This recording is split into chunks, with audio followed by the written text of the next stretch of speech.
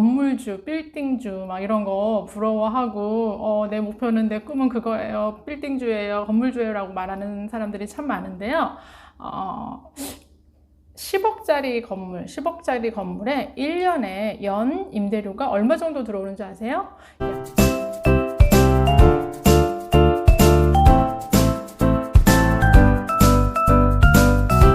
부자 보고서라는 걸 발표했대요. 뭐 그런 걸 발표하나 싶으신가요? 어쨌든 여기에서 어떤 걸 뉴스 기사로 많이 내놨냐면요. 금융자산, 그러니까 뭐 은행에 저축을 하거나 뭐 투자를 하거나 뭐 이러한 자산, 부동산 자산 빼고요. 10억 이상 있는 분들이 2010년에는 약 16만 명 정도 됐다고 합니다. 그런데 35만 명 이상이 금융자산 10억 원 이상을 갖고 있다고 합니다. 그거 있는 사람들 또 부동산도 있을 것이고 막 그렇다고 합니다. 그런 얘기 들으면 어떠세요? 위기소침해지나요? 자, 그런데 이 연구소에서 또 어떤 조사를 했냐면요. 부자들에게 물었다고 합니다. 자, 얼마를 가지고 있어야 부자라고 생각하십니까? 라는 질문을 했대요. 얼마라고 대답했을 것 같아요? 최소 얼마는 있어야 부자다라고 대답했는 줄 아세요? 네. 7억 아니고요. 70억은 있어야 부자다라고 부자들을 생각한다고 합니다. 자, 이런 이야기 들으면 또 좌절이신가요? 네. 그러면 우리 조금 달리 생각을 한번 해볼게요. 우리 다들 건물주, 빌딩주 막 이런 거 부러워하고 내 목표는 내 꿈은 그거예요. 빌딩주예요. 건물주예요라고 말하는 사람들이 참 많은데요. 10억짜리 건물, 10억짜리 건물에 1년에 연 임대료가 얼마 정도 들어오는 줄 아세요? 약 4천에서 5천 정도 들어온다고 합니다. 그러니까 웬만한 그 기업의 연봉에 맞먹는 수준이죠. 그러면 생각을 해보세요.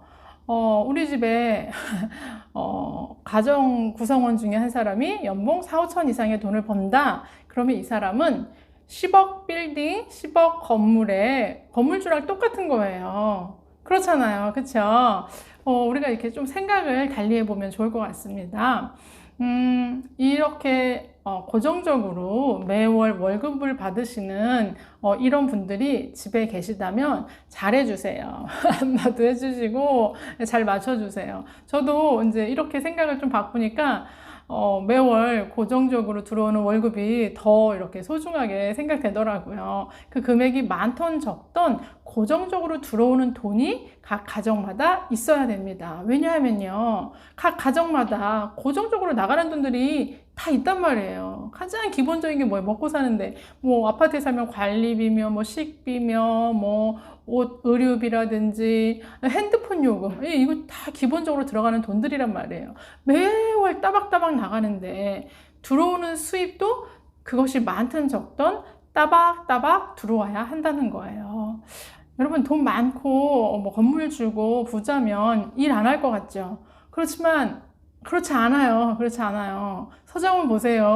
뭐 500억 부자라고 하지만 일합니다. 뭐 놀면서 하겠지라고 생각할지는 모르겠지만 저는 그렇게 생각해요. 부자 돈, 저는 경제적 자유를 위해서 돈을 벌고 부자가 되고 싶고, 그렇지만 내가 사 먹고 싶은 거 다 사 먹을 수 있어. 내가 하고 싶은 거 다 할 수 있어. 이런 경제적인 자유가 있어도 우리는 기본적으로 돈을 버는 것도 목적이지만 내가 이 사회의 구성원으로서, 아니 나 자신을 위해서라도 우리는 일을 하며 산다는 거예요. 제 친구가 오랜만에 전화 통화를 했는데 얼마 전에 파타임으로 하루에 4시간씩 알바를 했다고 그랬어요. 근데 지금 알바를 저희 나이에 종일로 한다는 거예요. 이 말을 딱 듣는데 좀 짠하기도 하고 안쓰럽기도 했지만 박수 쳐줬어요. 너무 잘했다고 제가 칭찬을 해줬거든요. 쉬운 결정은 아니었을 거예요. 하지만 이렇게 매월 따박따박 들어오는 고정 수입을 만드는 것이 우리의 노후를 위해서도 굉장히 중요합니다. 요즘 같은 시기에는요, 이렇게 힘들고 어려운 시기에 고정 수입을 꼭 구성원 중에 한 사람은 고정 수입을 만드셔야 돼요.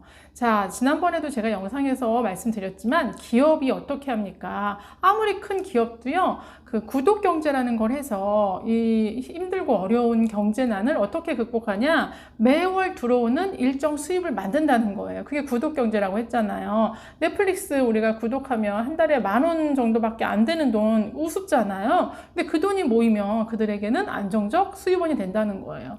우리 뭐 영화 보는 그 플랫폼에서 구독 경제 하죠. 또 뭐 정수기 대여해서 뭐 아니면은 또 뭐 있죠?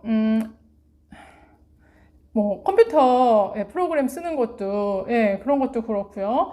구독 경제에서 쓰는 것들이 굉장히 많습니다. 매월 정기적으로 나가는 돈들이 많아요. 근데 기업들은 이것들을 통해서 안정적인 수입을 마련한다고 해요. 그럼 우리도 기업이 하는 걸 보고 따라 해야 돼요. 그래서 그들이 만들어 놓은 상품에 우리가 뭐 푼돈 얼마 안 돼라고 쓰기만 하시면 안 되고요. 그들한테 배울 게 우리도 얼마 안 되는 돈이라도 안정적인 수입원을 만들자라고 생각하시고 가정 구성원 중에 한 분은 적어도 그 금액이 크든 적든 그 고정 수입을 꼭 만드시기 바랍니다.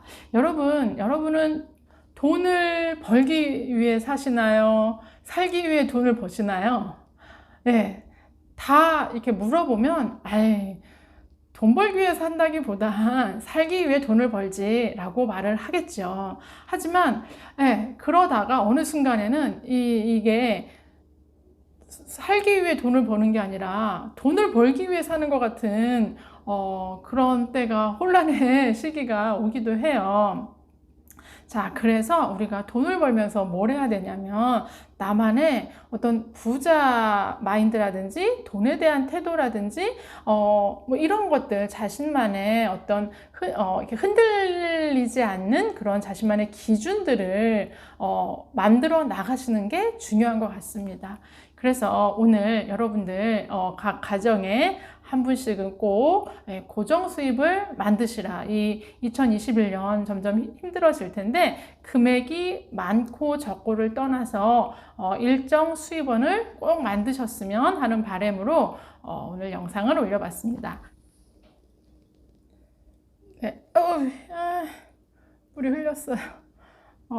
이거 들꽃이에요. 저희 친정 마당에, 앞마당에 있는 꽃을 제가 가져왔는데요.